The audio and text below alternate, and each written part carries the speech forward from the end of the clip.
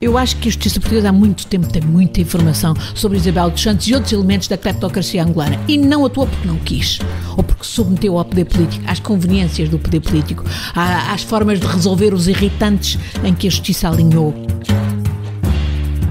O homem que foi responsável, 14 anos, pela gestão de recursos humanos do Grupo do Espírito Santo e designadamente do esquema da multipessoal, que era o algoritmo que premiava os funcionários do BES que mais vendiam lixo aos nossos imigrantes, quando esse indivíduo está hoje no Banco de Portugal e é diretor dos recursos humanos, você tem que ficar alarmado, não é? Chama-se Pedro Raposo.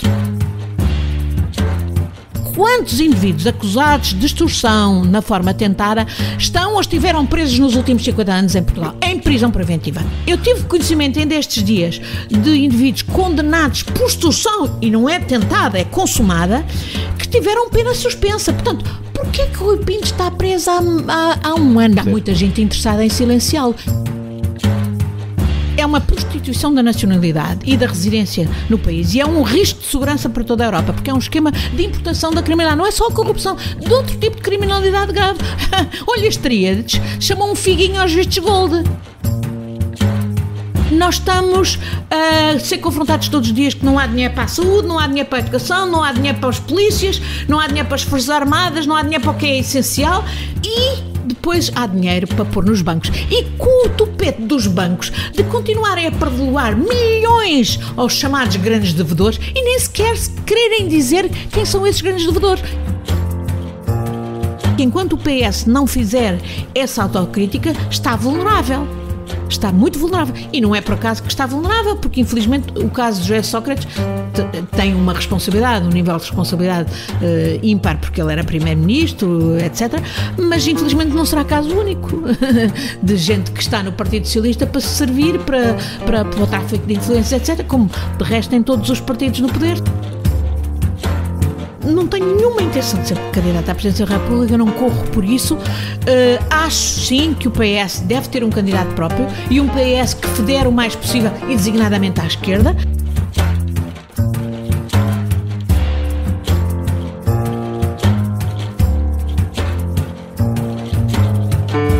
É mais do que uma entrevista, é menos do que um debate. É uma conversa com um contraditório em que, no fim, é mesmo a opinião do convidado que interessa. É um debate em que eu perco sempre. Perguntar Não Ofende é o podcast semanal assinado por mim, Daniel Oliveira, o que não faz chorar. Quase sempre sobre política, às vezes sobre coisas realmente interessantes. Ouça e subscreva em qualquer aplicação iOS, Android, no Mixcloud ou no SoundCloud. Vá a patreon.com/perguntar não ofende, conheça as vantagens de ser patrono e apoie financeiramente a produção deste projeto independente.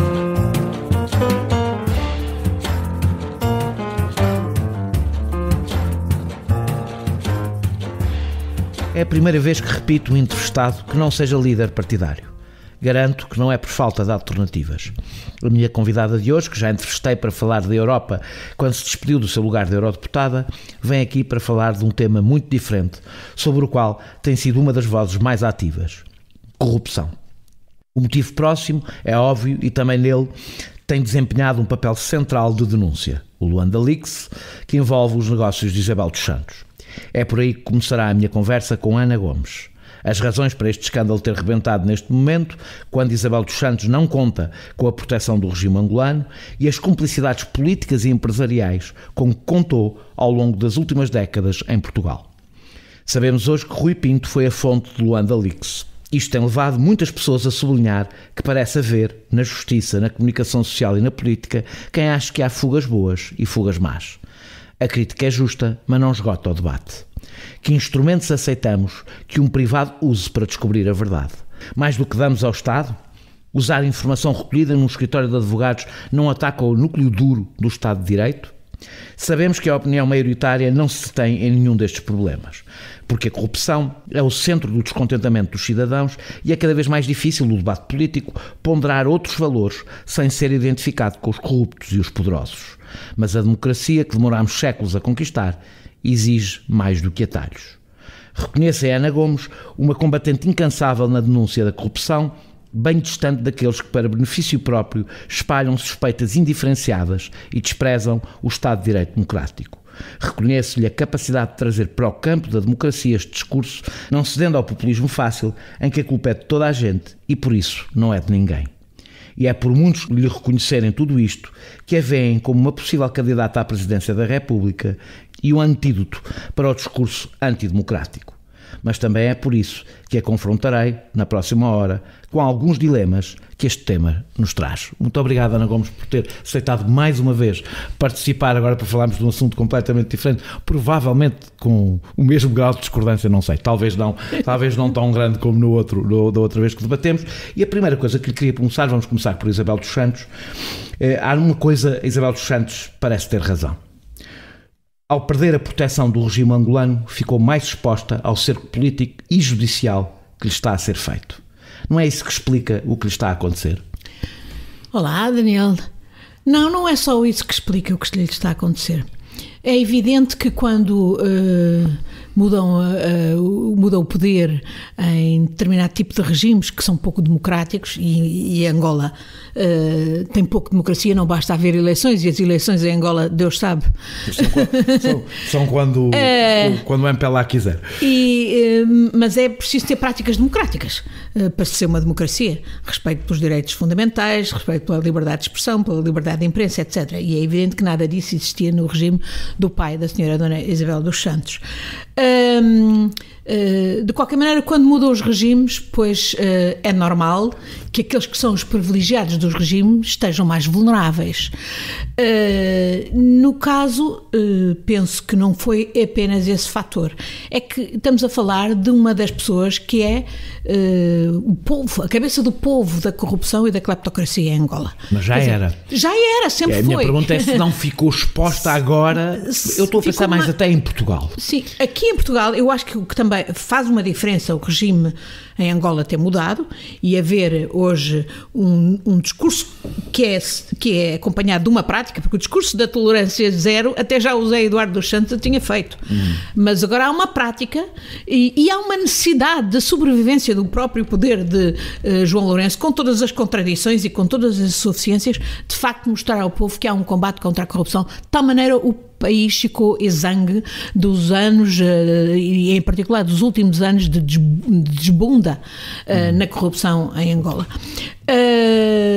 A situação económica também é diferente por causa dos preços do petróleo, que no passado pior, muito pior, e é mesmo uma questão de sobrevivência para o regime, e não é só sobrevivência política, é mesmo económica, de recuperar ativos e de mudar uma cultura que era de corrupção à tripa forra, pinhal da Zambuja, digamos, em termos angolanos. Além disso, há obviamente também o facto de, em virtude das denúncias de consórcios de jornalistas ao longo destes anos, de vários escândalos, os LuxLeaks, os Panama Papers, há muito mais sensibilidade hoje e muita mudança se fez, inclusivamente ao nível do quadro legislativo europeu, no sentido de reforçar a legislação no combate ao branqueamento de capitais e à criminalidade subjacente associada. Mas a verdade é que nós vemos isto. Estamos a ver isto tudo muito circunscrito a Isabel dos Santos, e nós sabemos que Isabel dos Santos era uma entre várias. Já lá vamos. Eu acho que também mudou o facto de termos um denunciante, hoje sabemos que é Rui Pinto, já lá vamos, que entre o acervo de documentação que obteve elementos muito importantes sobre a cleptocracia angolana, Isabel dos Santos, e não só, ainda veremos outros, estamos a focar-nos em Isabel dos Santos, as investigações e as revelações têm-se focado em Isabel dos Santos, mas não é só Isabel dos Santos, nós sabemos. Eu que durante estes anos todos estive a escrever cartas às autoridades portuguesas e judiciais, reguladores, político, e às autoridades europeias sobre o caso de Isabel dos Santos, por me ter absolutamente chocada aquilo que foi exposto pela imprensa portuguesa sobre a forma como ela comprou o cão com o pelo do cão, no caso em Facec. Já lá vamos também. Encontrei a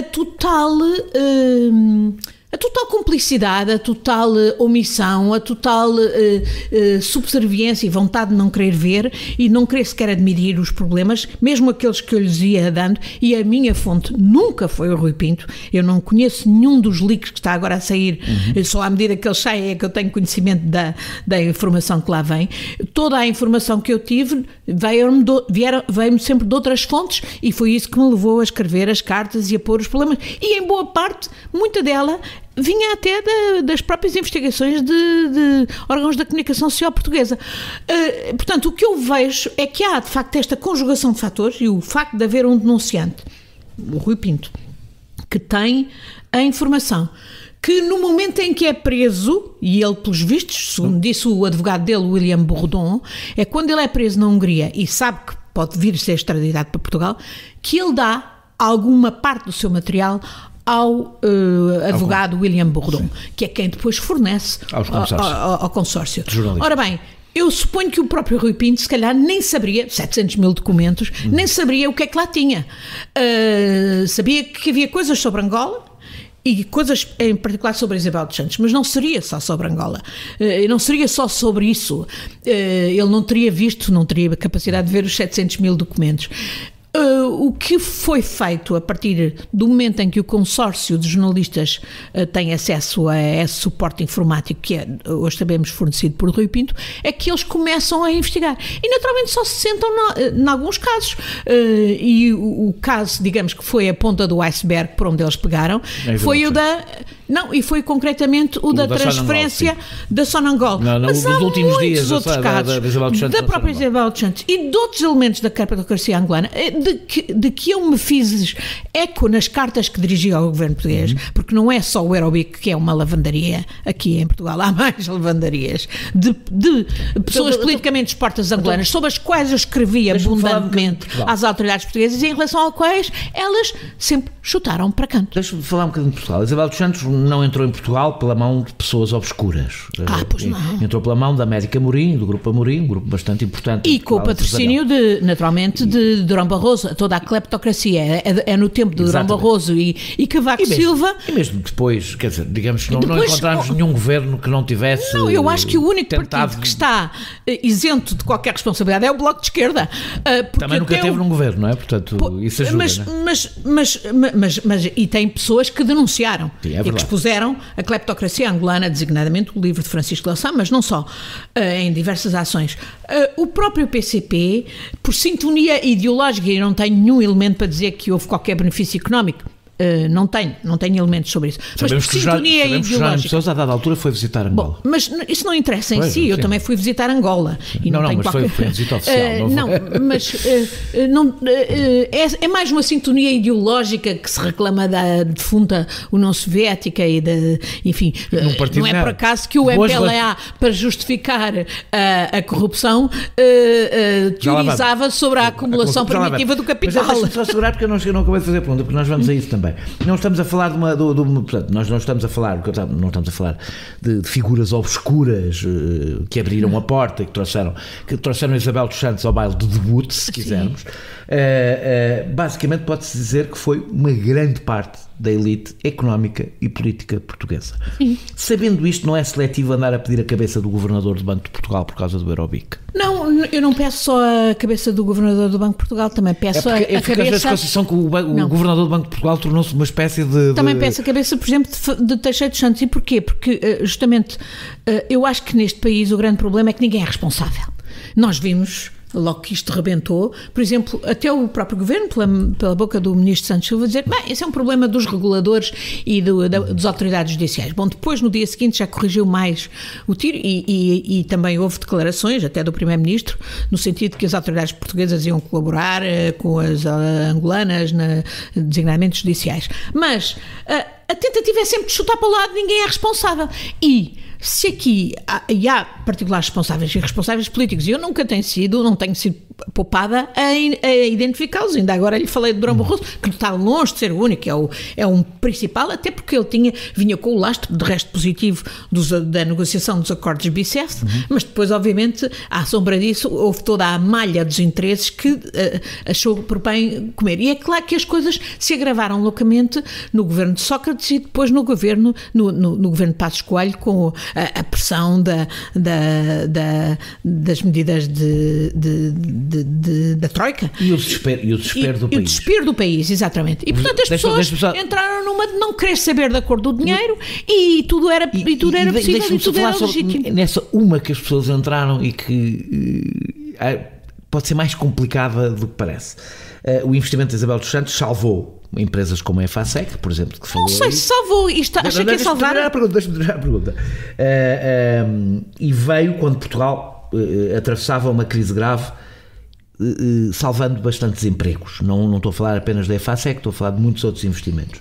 Não é natural que o poder político tenha isso em conta quando toma decisões? Oh, Daniel, ou seja, eu não estou aqui... Então vamos lá chamar o cartel de Sinaloa para fazer investimentos aqui. Vai de certeza criar imensos empregos. Também tinha salvo todas as empresas que precisavam de ser salvas e a gente não olhava a cor do dinheiro, não é? E quer crime mais hediondo do que a pilhagem organizada do que ao povo angolano. Ainda por cima, um povo a que nós estamos unidos por laços humanos, pela história até colonial, com o lado negativo, a carga negativa que tem. Portugal ter entrado nisto é hediondo, tem custos reputacionais dramáticos para o país, para todas as empresas do país, para todas as instituições do país, para cada cidadão do país. Basta ver as parangonas hoje dos mídias internacionais e ainda a percepção vai no adro. Portanto, Ana, como sabe, eu estou a fazer de advogado de direito. Eu estou-lhe a dizer, quer dizer, se o critério é preciso dinheiro para vir salvar as nossas empresas, bom, aquilo que eu critico em relação à forma como nós abrimos as portas sem qualquer critério e sem qualquer moralidade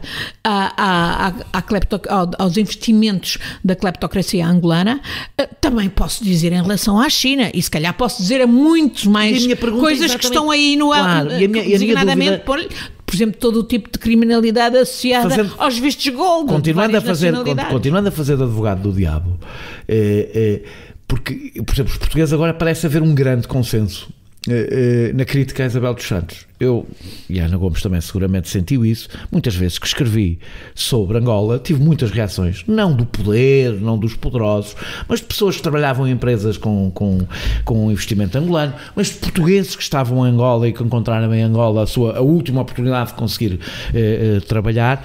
Mas reações a dizer, reações a dizer está a prejudicar o país. Não. E a minha dúvida, que é legítimo, é pensar: os portugueses que estão agora muito chocados aceitariam que Portugal recusasse o dinheiro angolano em aflição? Os portugueses, eu admito que a maioria dos portugueses não tinha sequer a noção da extensão. Eu própria, que andava há anos a investigar o Império Isabel dos Santos, por exemplo, não tinha a noção. Eu tinha identificado 40 40, afinal são 400. Portanto, muitas delas são veículos, são empresas fantasmas, mas não interessa. Eu tinha identificado um universo mesmo com os fantasmas de quadrenta. Isso, afinal, são 400, portanto, mesmo eu não tinha a noção. Agora, a maior parte dos cidadãos não saberia a extensão disso. Agora, tudo o que é poder político e poder económico e instituições financeiras e reguladores tinham que saber, e incluindo o Poder Judicial, tinha que saber e tinha que ter acionado os controlos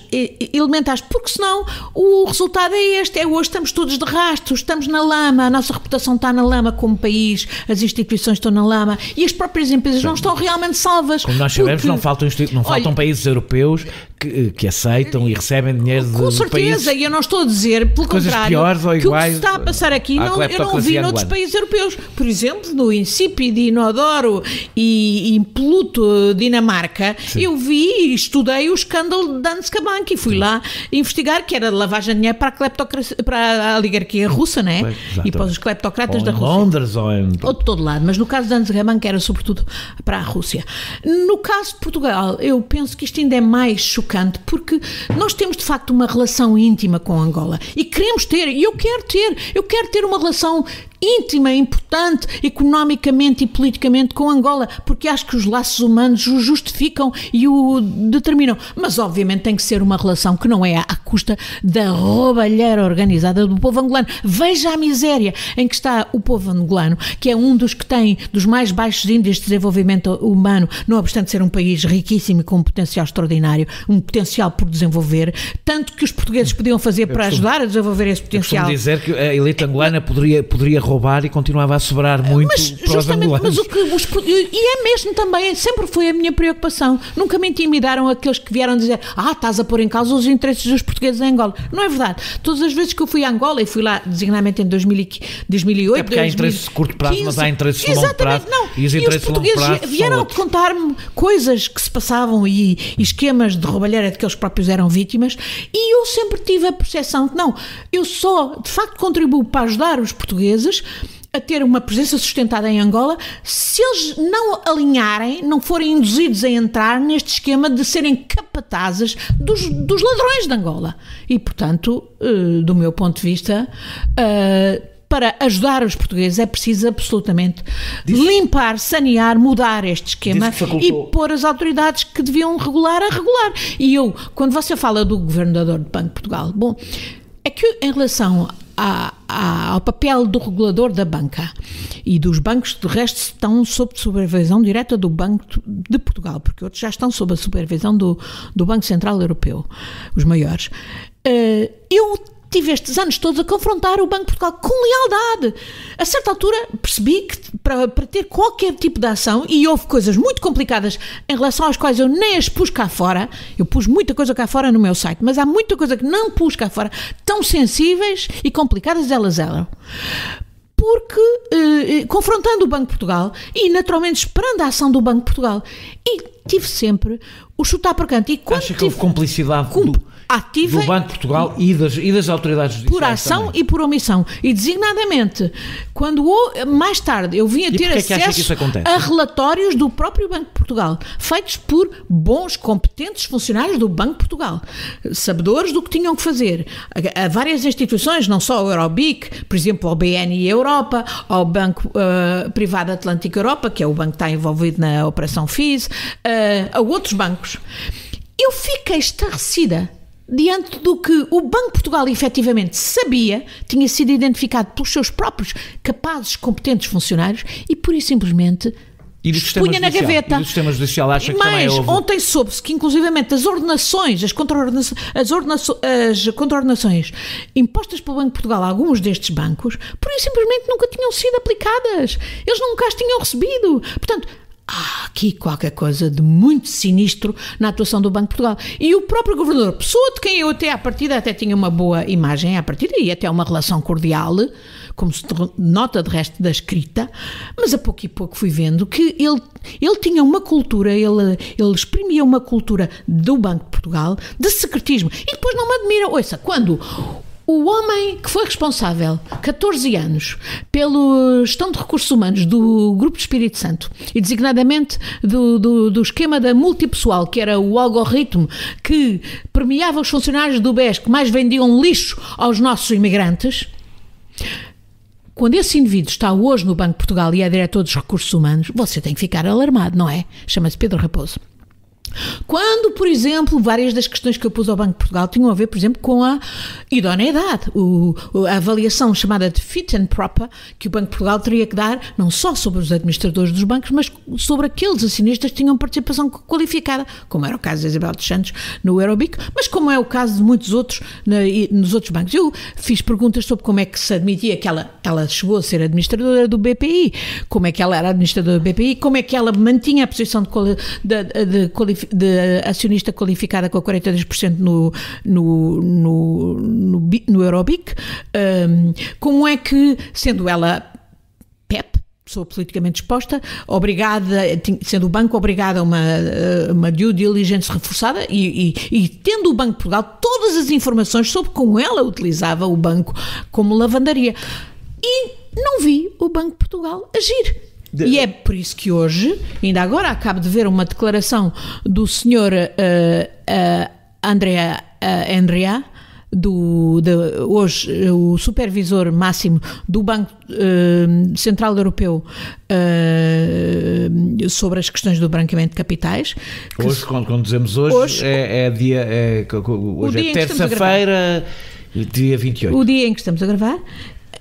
Foi uma das entidades a quem eu escrevi muito, até porque ele anteriormente estava na Autoridade Bancária Europeia, que foi também uma das poucas autoridades europeias que agiu no quadro dessa EBA, a Autoridade Bancária Europeia, e que percebeu, por um lado, as incongruências do próprio dispositivo legislativo europeu, designadamente no que toca à supervisão e à articulação dos bancos centrais com o Banco Central Europeu. Mas, por outro lado, os verdadeiros falhantes do Banco de Portugal. E eles tiveram interação com o Banco de Portugal e sabem muito bem que, de facto, o Banco de Portugal falhou. E falhou porque quis falhar, porque não teve coragem de exercer a sua função. E, por isso, tem que haver responsáveis e, sem dúvida, um dos máximos responsáveis é Carlos Costa. Falou há bocadinho da acumulação primitiva de capital. Deixe-me pegar na citação, aliás, de José Eduardo Santos, no discurso na Assembleia, penso no Parlamento angolano, em que disse: a acumulação de capital dos países ocidentais ocorreu há centenas de anos e, nessa altura, as suas regras do jogo eram outras. A acumulação primitiva de capital, que tem lugar hoje em África, deve ser adequada à nossa realidade. Na realidade, o roubo organizado, isto já não estou a citar, na realidade o roubo organizado com proteção do Estado com vista à construção de elites económicas em capitalismos emergentes sempre existiu. E nisso José Eduardo dos Santos tem razão. Não acha que e sempre mas existiu, a questão é, incluindo na Europa há muito tempo atrás. Deixa-me só fazer-lhe a pergunta: o nosso moralismo com os africanos não é hipócrita, feito de barriga cheia? Mas o meu moralismo não é com os africanos, é com os africanos como é com os europeus, não tem nada a ver com a origem continental, ou a cor da pele, ou a língua. Mas é a origem do capitalismo em quase todo o sítio. Exatamente. Mas, é assim. Mas está bem, mas justamente aqui estou eu a denunciá-la e a denunciar ao fim de algumas gerações é que fica respeitável. Porque elementar, então era que tivesse havido real desenvolvimento para o povo angolano, algum desenvolvimento e significativo desenvolvimento. Não houve. O povo angolano está na miséria. É um dos países, é o país com o mais alto índice de mortalidade infantil, um dos mais altos índices de mortalidade materna no mundo. É um país com 56% de desemprego jovem. Em Angola não podem dizer roubo, mas faço, porque nem isso é verdade. Nem sequer isso é verdade. Portanto, não é possível. Isto é ignóbil, é imoral, é indecente. É justamente o lado absolutamente indissociável do esquema neoliberal desregulatório da pressão capitalista. É por isso que a boa relação com o PCP com o MPLA me deixa estarrecido. Mas aí está. E perante isso vamos dizer, bom, sempre foi assim, sempre vai ser assim e resignamos. Não, eu acredito que as coisas mudam e muitas coisas vão mudar, estão a mudar em Angola e podem mudar aqui em Portugal. E é por isso que isto é importante também para nós. Falar há pouco do Rui Pinto, eu queria falar um bocadinho de Rui Pinto. Temos a confirmação, portanto, que Rui Pinto foi a fonte do Luanda Leaks. A violação de correspondência feita por um cidadão sem qualquer... Eu agora não me queria concentrar exclusivamente no Rui Pinto, estamos a falar do Rui Pinto, claro, e olhar para o caso, mas eu devo dizer, enquanto até aqui estive a fazer de advogado do diabo, a partir daqui é um bocadinho mais que advogado do diabo, são inquietações reais que eu tenho. Sim. Através de patreon.com/perguntar não ofende, pode apoiar diretamente a produção deste projeto independente. A violação de correspondência feita por cidadãos sem qualquer mandato judicial não lhe levanta problemas. Depois de séculos a lutar por direitos, liberdades e garantias, não incomoda dar a um privado poderes que sempre recusámos dar ao Estado? Incomoda, e digo-lhe mais, o nível hoje de vulnerabilidade de todos nós, na nossa vida privada, na nossa correspondência privada, em resultado do digital, da era digital em que vivemos, é assustador. E olhando para Rui Pinto, não pensa nisso. Mas esta é a era em que vivemos. Serve para o mal, mas também serve para o bem. E eu própria, estamos a falar de um país onde o investimento em cibersegurança é zero.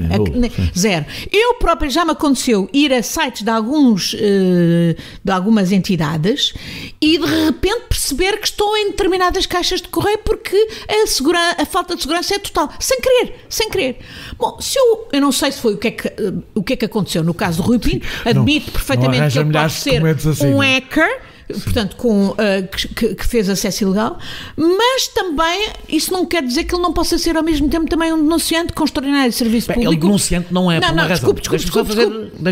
Deixa-me só. O denunciante não é por uma razão.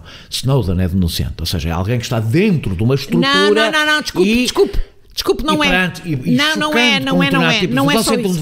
Não é só assim. Deixa-me só terminar. Um dever ético de transmitir essa informação. Outra coisa é ir procurar, enquanto hacker, essa informação. Já lá vamos e passar a ser essa questão. Mas o que eu lhe queria dizer é este.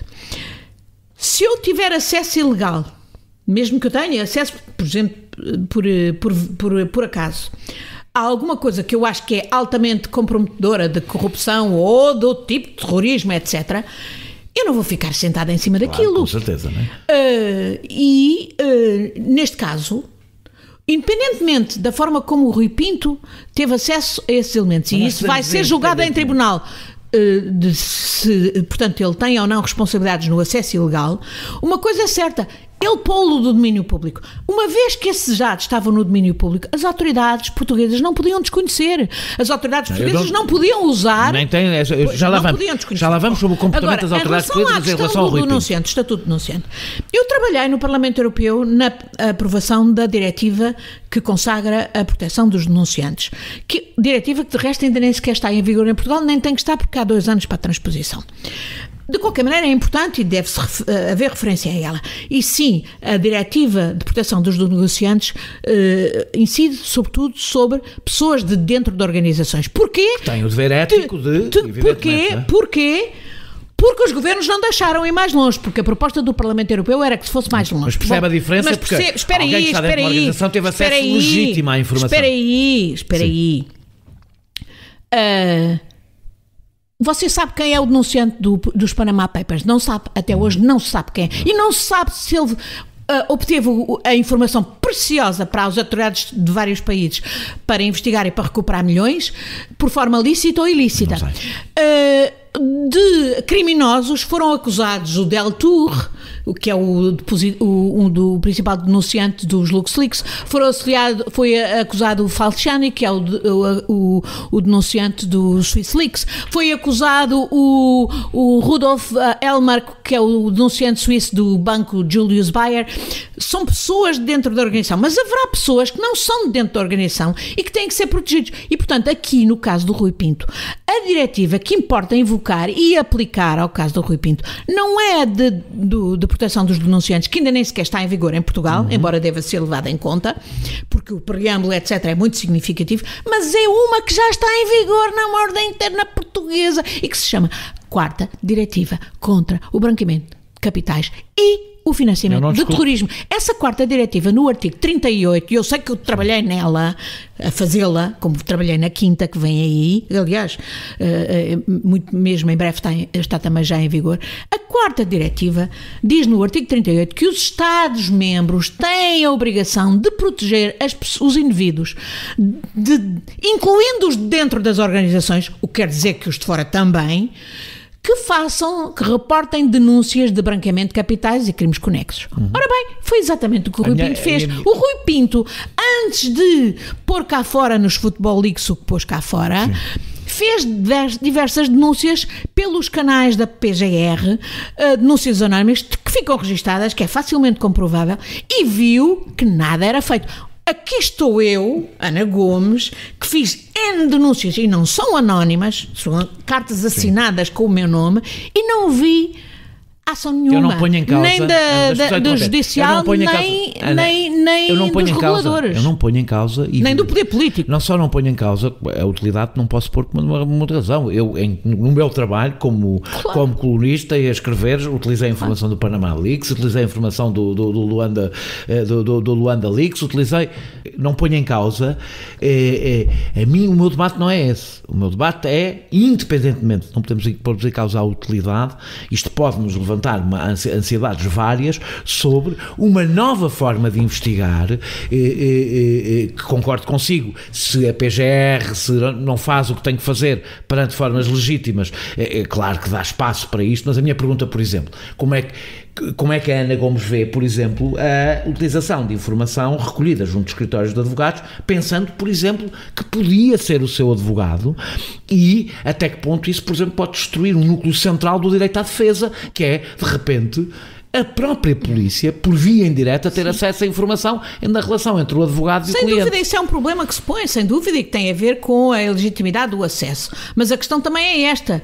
Se estamos a falar de acesso, por exemplo, a escritórios de advogados, que em vez de fazerem o seu trabalho em defesa da lei, estão a organizar esquemas offshores, ilegais, para criminosos, quer dizer, para que não estão a cumprir a sua função de advogados. Bem, expô-lo é a tal história. 100 anos de ladrão tem 100, ladrão que rouba ladrão tem 100 anos de perdão. Eu tenho dúvidas sobre essa é uma máxima popular que se calhar tem alguma aplicação assim. É evidente que eu não nego que no contexto digital em que vivemos, os riscos são tremendos. Aliás, temos que saber... Como sabe, eu não lhes vou pedir para comentar, porque evidentemente vai para o tribunal. Temos que estar sempre a valorar os direitos individuais e de defesa que estão em causa, com os direitos de defesa do interesse público que também estão em causa. O que eu estou aqui a tentar fazer é exatamente ver se conseguimos ponderar aqui os dois na nossa conversa. E o que é mais insuportável é que as autoridades portuguesas até aqui, ao contrário das autoridades de outros países, da França, da Bélgica, da Holanda, já nem falo de Espanha, que nem sequer foi ter que o Rio Pinto e que utilizou o material que ele tinha para recuperar milhões de crimes fiscais. Porquê é que acha que ele continua em prisão preventiva? No caso concreto, as nossas autoridades não só não foram ter com ele, como o foram prender a mando de instituições criminosas. A DOIAN é uma instituição criminosa, na minha opinião. É um fundo com base em Malta e Londres que tem por trás uma máfia cazaque. Os Arifes, que aliás estão em negócios com o Trump e por aí fora. Há imensa literatura sobre essa máfia. Há a mando da DOIAN, que a justiça portuguesa inicialmente porque é que acha que ele continua e naturalmente com o estímulo, se calhar, de alguns desses escritórios de advogados que sabem perfeitamente que são colaborantes em esquemas criminosos. Acha que ele continua em prisão preventiva por causa do futebol? Não, acho mesmo que ele só está em prisão preventiva porque há aqui uma conjugação de forças perversas, corruptas, infiltradas em todos os setores, incluindo na justiça, que o querem silenciar e intimidar e que têm muito medo de tudo aquilo que possa vir a ser exposto como sabe, que ele tem. E essas forças não são só do futebol, são do futebol, porque o futebol hoje é infelizmente um fator não só alienante dos cidadãos, mas instrumental da captura do poder para todo o tipo de interesses. Subscreve a segunda, quando há a primeira são dos alienados. Mas eu não é isso, repare, eu não tenho nada contra o desporto.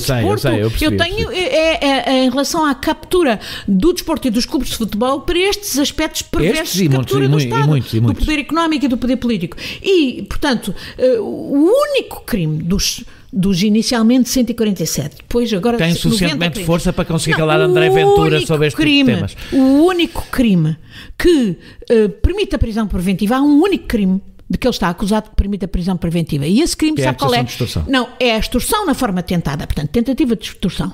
Ora, eu volto a fazer a pergunta que tenho feito de perguntar é: quantos indivíduos acusados de extorsão na forma tentada estão ou estiveram presos nos últimos 50 anos em Portugal, em prisão preventiva? Não há nenhum. Mas há indivíduos não avance mais, que eu quero fazer uma pergunta sobre a extorsão. Eu tive conhecimento ainda estes dias de indivíduos condenados por extorsão, e não é tentada, é consumada, que tiveram pena suspensa. Portanto, Porquê que o Rui Pinto está preso há um ano? Era essa a pergunta que lhe estava a fazer. Porquê é que acha que é? Porque acho que há muita gente interessada em silenciá-lo. Eu acho que a Justiça tem que o pôr cá fora, tem que ir investigar os crimes que ele expôs, mas tem que o pôr cá fora, naturalmente aguardando julgamento, porque ele irá a julgamento pelos crimes que lhe imputam, protegendo-o, porque ele vai para Portugal por causa do mandato de extradição português e, portanto, ele tem que ser protegido pelas autoridades portuguesas, porque ele corre riscos. Porque ele corre riscos de vida. Não acha que independentemente o seu tentativa de extorsão ou não, isso ver-se-á em tribunal, mas a minha pergunta é se, independentemente de ter havido ou não, este tipo de justiça privada não abre a porta, inevitavelmente, para esse tipo de possibilidade. Daniel, volto a dizer-lhe, se nós não tivéssemos tido algumas pessoas que tivessem tido acesso e que se revoltaram e que puseram cá fora, que se calhar no princípio até nem, como lhe digo, alguns desses casos até eram funcionários e estavam a colaborar nestas práticas de crimes, até que tiveram um sobressalto cívico e moral e decidiram pôr isso cá fora. Se nós não tivéssemos tido isso, ainda hoje não sabíamos da pouca vergonha dos vários governos a colaborar nos esquemas de poupar impostos às multinacionais, no que foi revelado pelo LuxLeaks. Nós não sabíamos dos esquemas de criminalidade organizada que usam os offshores, e estou a falar de não só offshores noutros sítios paradisíacos, mas dentro da própria Europa. Há verdadeiros Estados da União Europeia que são offshores, que foram identificados por nós, Parlamento Europeu, em relatórios como offshores. Estou a falar concretamente de Malta, de Chipre, da Irlanda, do Luxemburgo e da Holanda, que é o principal offshore designadamente para as empresas portuguesas. Os cidadãos não saberiam aquilo que disse a Comissão, que as empresas pequenas e médias pagam em média 30% mais de impostos do que as grandes multinacionais que fogem a eles graças a estes esquemas dos offshores e dos acordos com os governos e não sei o quê. Portanto, se não fosse esse trabalho fundamental de pessoas que viram que talvez tenham dado graves entorces às suas próprias deontologias profissionais ou das organizações onde estavam, ou estando de fora, designadamente os jornalistas que receberam a informação e que decidiram publicar, ou, por exemplo, os hackers que tiveram acesso, que viram e que decidiram expor, nós hoje ainda estávamos ainda pior do que estamos hoje. E em relação aos hackers, deixe-me dizer, foi a procuradora Maria José Morgado que escreveu, logo quando o Rui Pinto foi preso, que um artigo no Expresso cujo título era muito sugestivo, O Amigo Hacker, e onde explicava que as polícias, aliás, com faltas de meios... Como sabe, a Procuradoria e as polícias acham sempre, é natural que achem que limites à investigação devem ser os mínimos possíveis. Mas não, eles dizem, o que ela dizia é... No nosso debate temos que ponderar as duas coisas. Há demasiados casos, face ao tipo de criminalidade de colarinho branco, de crime económico e financeiro, que se vale dos offshores, que se vale desse tipo de cumplicidades e de captura a todos os níveis, nos Estados, nas instituições, a Justiça para atuar tem absolutamente que pôr ao seu serviço pessoas como o Rui Pinto. É um hacker, como disse o Miguel Salazar Vaz ainda há dias, de facto ele devia estar a esfiar uma investigação da Polícia Judiciária relativamente àqueles crimes que ele próprio... Foi o mesmo Miguel Salazar Vaz que decidiu ignorar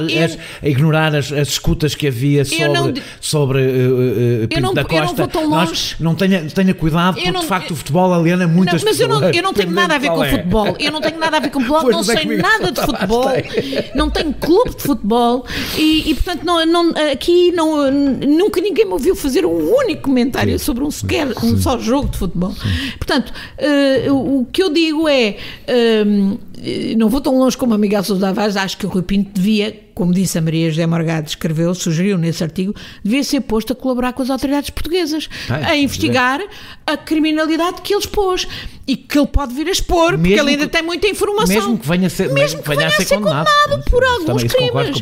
Exatamente. E disse que parece que há uns leaks que são bons para investigar e outros não. Eu citei o ex-ministro Miguel Poiás Maduro, que disse muito pertinentemente isso. Essa acusação dirige-se à Justiça, aos jornalistas ou a todos? Dirige-se à Justiça em particular, porque primeiro, eu acho que a Justiça Portuguesa há muito tempo tem muita informação sobre Isabel dos Santos e outros elementos da cleptocracia angolana e não atuou porque não quis, ou porque se submeteu ao poder político, às conveniências do poder político, às formas de resolver os irritantes em que a Justiça alinhou e de fechar processos.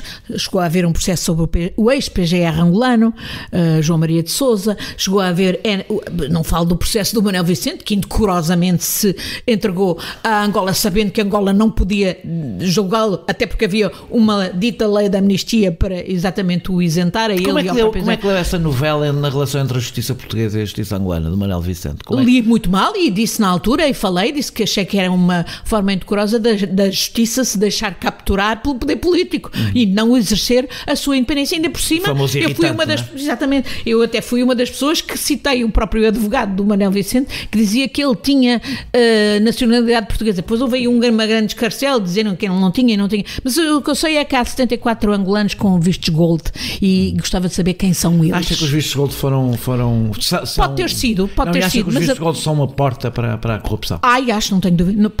Defende que eles devem acabar. Absolutamente, estou farta de fazer isso. Aliás, levei a Comissão Europeia a fazer uma investigação sobre isso, que é arrasadora para Portugal. Sobretudo porque Portugal a ideia de que se pode comprar a entrada no país, ela própria, mesmo que não fosse a corrupção, já seria escandaloso. Eu disse, é uma prostituição da nacionalidade e da residência no país, e é um risco de segurança para toda a Europa, porque é um esquema de importação da criminalidade. Não é só a corrupção, de outro tipo de criminalidade grave. Olha, as tríades chamam um figuinho aos vistos gold. Eu vivi num país onde era facílimo. Exatamente. Portanto, em Portugal a coisa é perversa, porque, e agora vão ainda facilitar mais o regime, agora dizendo que é para investimentos no interior, nas ilhas, e baixam o limite. Bom, o caso de Portugal nos vistos gold, o regime é sinistro, porque nem Malta nem Chipre dão a proteção à criminalidade por trás dos vistos gold como Portugal dá, porque a opacidade é total. Eu pedi a todos os governos, desde que foram criados os vistos gold, que me dessem os nomes das pessoas que receberam. E hoje em dia ainda gostava de saber o que é que nós ganhamos com isso. Neste momento são mais de 8 mil, fora as familiares que se lhes podem juntar, não é? Bom, nunca me deram. Mesmo Malta e Chipre publicam a lista dos beneficiários de vistos gold. O Chipre, a lista dos que pedem, antes deles serem concedidos, e em Malta, a posteriori. Portugal, opacidade total. Todos os governos, incluindo este governo, todos os ministros eu chateei com cartas a dizer, deem-me a lista dos beneficiários de vistos gold. E a única explicação que eu tenho, há uma cobertura perversa que foi dada pela Comissão Nacional de Proteção de Dados no tempo de Miguel Macedo e Porcoso. A Comissão Nacional de Proteção de Dados, do meu ponto de vista, perversamente prestou-se a dar um parecer, a dizer que, a dar uma explicação que a privacidade e renhanhão de forma perversa a utilizar a privacidade para não me dar a mim, deputada europeia, que era então, a possibilidade de consultar os nomes das pessoas que obtiveram vistos gold. Eu tenho a certeza que há uma única explicação real, é que se eu tivesse acesso a essa lista, eu ia descobrir uma data de gente com péssimo registro criminal e cleptocratas de várias latitudes e longitudes.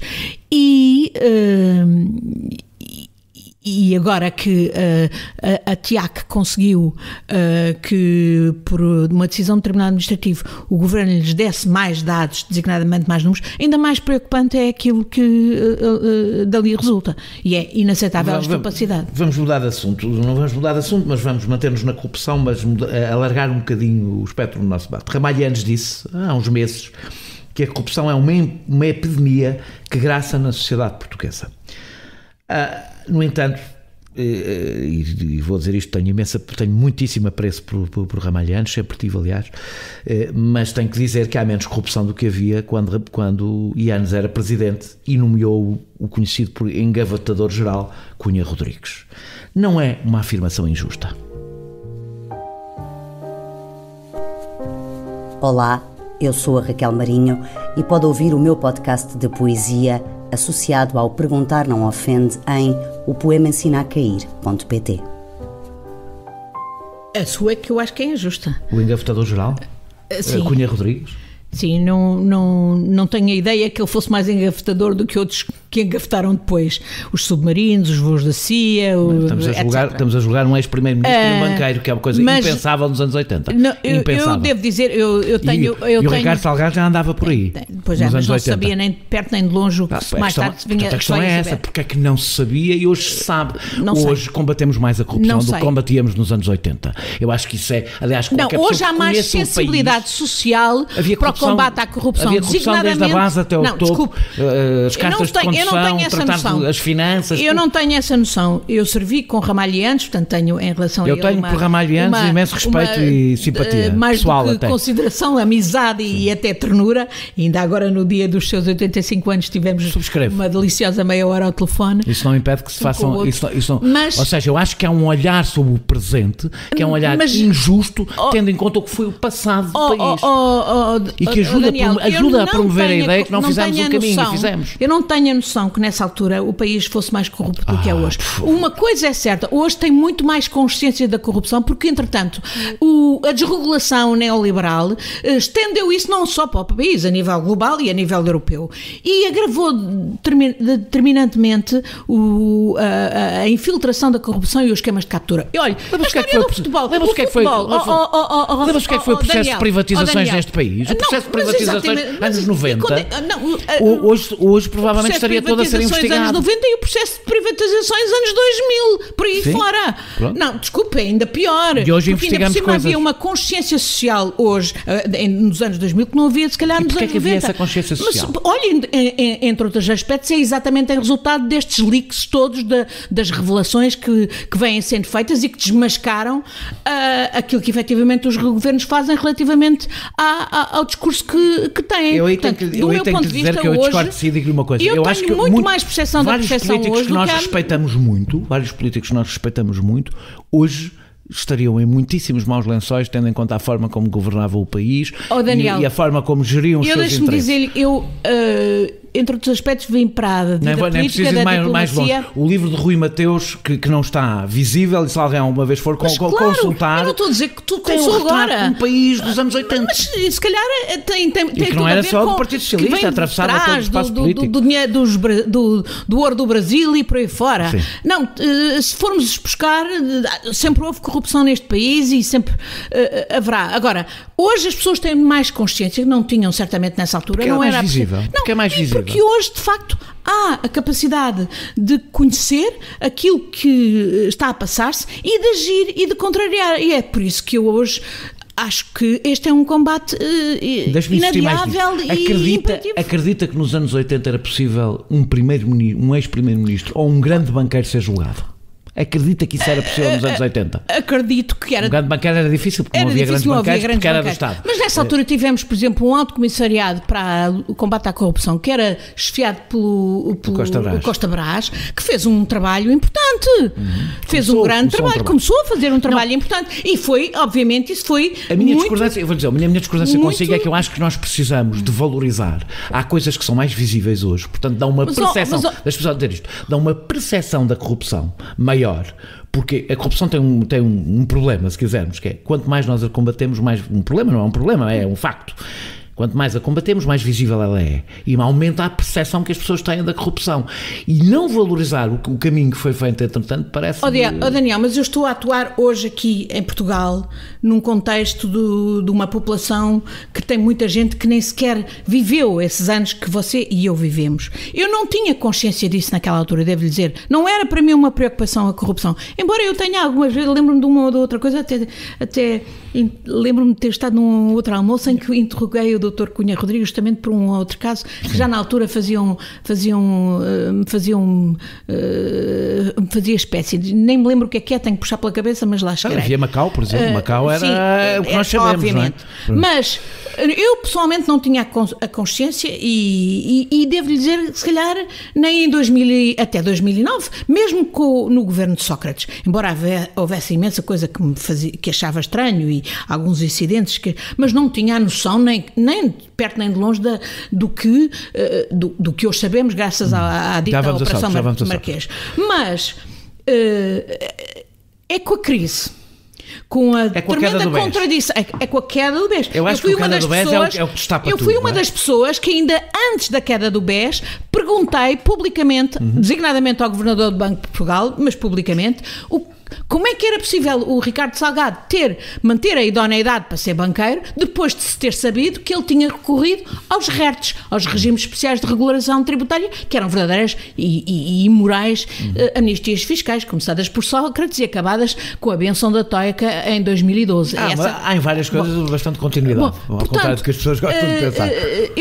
Foi a crise e o perceber a crise e ter que explicar a crise. A questão do BES é importante porque o BES levanta a tampa de uma rede que apanhava grande parte do regime. Exato, não era por acaso que tinha o nome do dono de tudo isto. Sim. Mas depois, no contexto da crise, tudo se agravou, com as privatizações, com as PPPs, já vinha de trás. Eu tinha visto isso no processo, eu comecei a ver isso a partir de 2010 no processo dos submarinos. O processo dos submarinos é muito ilustrativo dos esquemas de corrupção e de tráfico de influências que se desenvolviam já nesses anos. Estamos a falar dos anos 2004, 2005, 2006. A Operação Furacão inicia-se, que é sobre fraude fiscal qualificada, inicia-se em 2004. Não acabou em grande coisa, não é? Não, exatamente. É uma das razões porque eu digo que a Justiça estava careca de saber, designadamente em relação à cleptocracia angolana e aos seus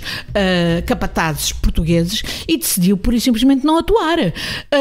Agora, o que me deu, certamente, uma nova consciência foi o ter trabalhado nessas comissões de inquérito do Parlamento Europeu, e a primeira foi o LuxLeaks, e foi uma luta tramada para conseguir criar essa comissão de inquérito. Eu própria me empenhei imenso e me atravessei, inclusivamente, junto do meu próprio grupo, para criar essa comissão de inquérito. E o que nós descobrimos, e eu estava lá com a Elisa Ferreira e outras pessoas, e o que nós descobrimos deixou-nos a todos aparvalhados, mesmo os grandes conhecedores do setor económico e financeiro, como era o caso da Elisa, estavam aparvalhados com o que nós estávamos a descobrir. E a partir do LuxLeaks passou-se para o Panama Papers, e ainda mais aterrador foi o que nós descobrimos. E, portanto, isso é que me fez aprender e depois trabalhar nas diretivas de combate ao branqueamento de capitais e de utilização do processo penal para o confisco dos bens, etc. E trabalhar com peritos, por exemplo, de países como a Itália, que têm toda uma tradição boa e má, e perceber que isto não podia continuar e tinha que se denunciar e tinha que exigir mudança. Deixa-me fazer-lhe uma pergunta como política. Ao tratar a corrupção à peça, independentemente de ser importante, cada um dos assuntos, sem falar das condições políticas e sociais que a favorecem, na minha opinião, a desigualdade económica, a financiarização do capitalismo, uma globalização distante dos instrumentos regulatórios nacionais, não há perigo de despolitizar o tema e com isso favorecer a extrema-direita? Não, de maneira nenhuma. Eu quero é politizar o tema. Isto é política, isto é governação do país e da Europa. Percebe o que eu estou a dizer? É falar do enquadramento político que favorece a corrupção. Mas o enquadramento político... Há corruptos em todo o lado. Os países são mais ou menos... Há menos ou maior corrupção por causa do ambiente social, económico e político de cada país. Daniel, não é só uma questão moral. Mas é por isso que eu tenho falado nisto no quadro do meu comentário político, à governação do país. E é evidente. Mas não é só a governação. Um país mais desigual tem maior corrupção. Mas com certeza. E o que eu tenho sempre denunciado é que esta corrupção é o agravar da desigualdade. É causa e consequência, mas também é. Não, eu ainda há bocadinho falava das pequenas e médias empresas que pagam mais 30% de impostos do que as grandes multinacionais à conta destes esquemas. Eu posso lhe falar como é que há concorrência leal no mercado interno se há umas empresas a porem a criarem holdings na Holanda e a não pagarem impostos nos seus países de origem, como acontece com muitas das empresas portuguesas, não é? Tudo isto é perversidade e não pode continuar a ser tolerado. E é por isso que eu lhe disse lá outra vez, lembro-me que discutimos, que a questão fiscal para mim tem que ser uma questão europeia, porque isto não só vai resolver com cada um país por si fragmentado. Precisamos de regulação europeia. Mas justamente o que está em causa é o agravar das desigualdades, o roubar dinheiro aos erários públicos para favorecer determinados interesses económicos em detrimento do interesse público geral, em detrimento dos trabalhadores, e portanto isso é intolerável. Quer dizer, nós estamos a pagar hoje, ainda continuamos a pagar à pasadas para os bancos, designadamente para o novo banco. Os lesados do BES ainda não foram todos indemnizados, que foram absolutamente enredados numa trama sinistra para lhes capturar o dinheiro, uma coisa ignóbil.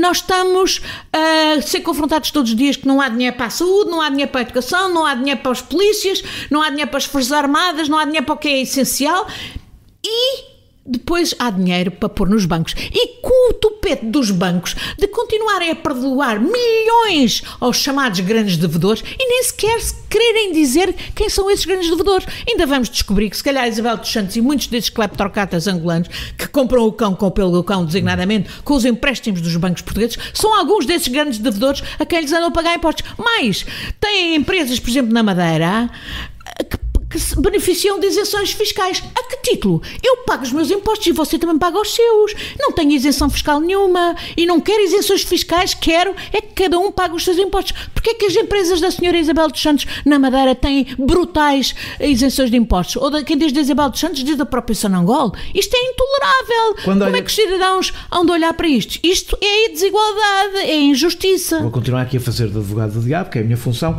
Quando olha para o Brasil e vê como a corrupção foi usada de forma seletiva para destruir ou para fragilizar bastante a democracia, não teme que possa estar a contribuir para isso?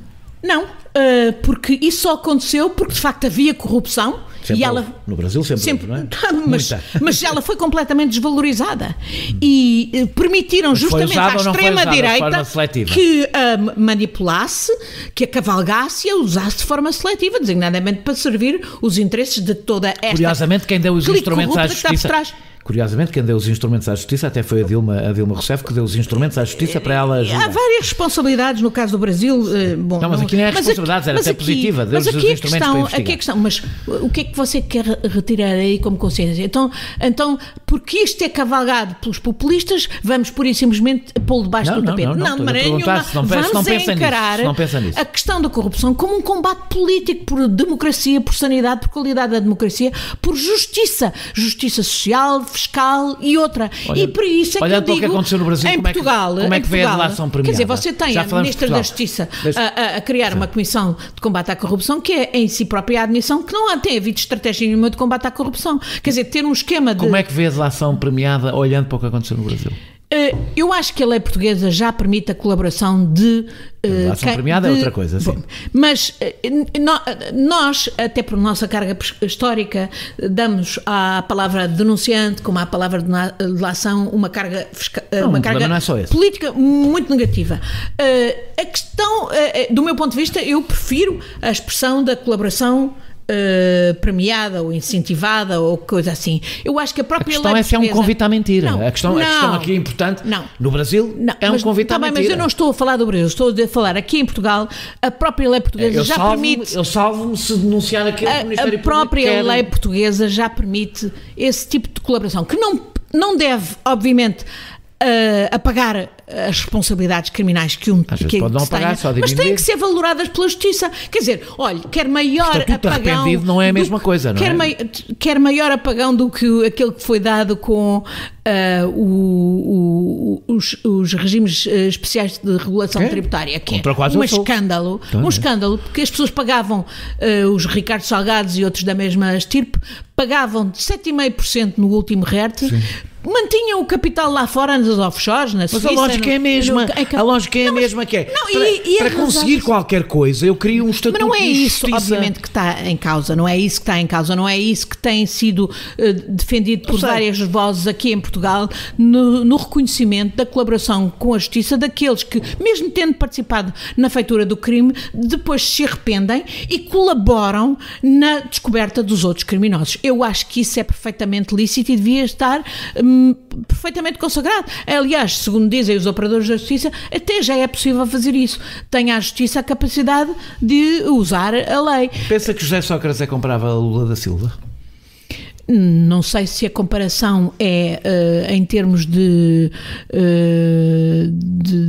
dimensão dos patrimónios que foram acumulados, se calhar não é. Se tem a ver com o património público que foi dilapidado, certamente que o Brasil é muito maior. Se tem a ver com a responsabilidade política...